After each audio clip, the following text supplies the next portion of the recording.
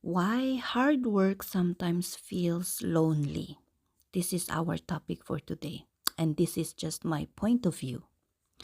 Minsan, when you're working really hard for something, you start to notice something too. It can feel a little lonely.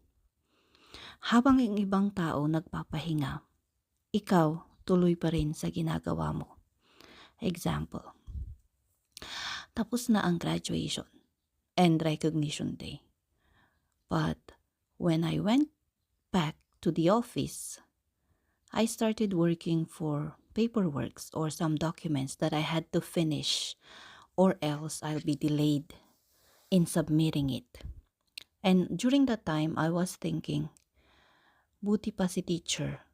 When she went home today, wala na siyang ginawa. Nagpahinga na lang siya. Those moments happen really. Ayun nga, the teacher is already relaxing. Ikaw iniisip mo pa rin or ako iniisip ko pa rin kung ano pa ang kailangan mong gawin because there are many things to do.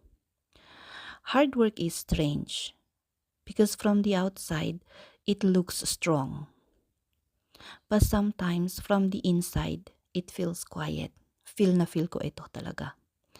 There are days when you carry responsibilities that not everyone can see. Siguro yung tingin nila lang is nasa office ka lang, nakaupo, ganyan. But they don't see the real situation in the office. There are so many decisions na ikaw lang ang gumagawa at ikaw lang ang kailangan gumawa nun.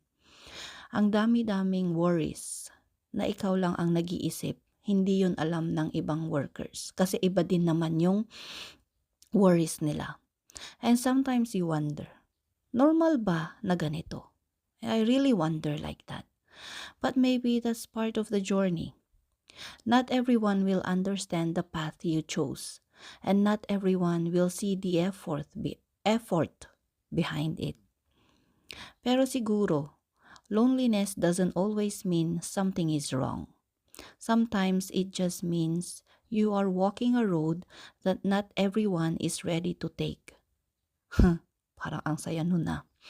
A road that requires patience, sacrifice, and faith. Yes, sacrifice, really.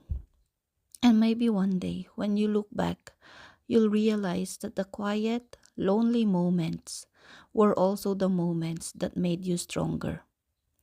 Because sometimes, the road to something meaningful can be a little lonely. Agree.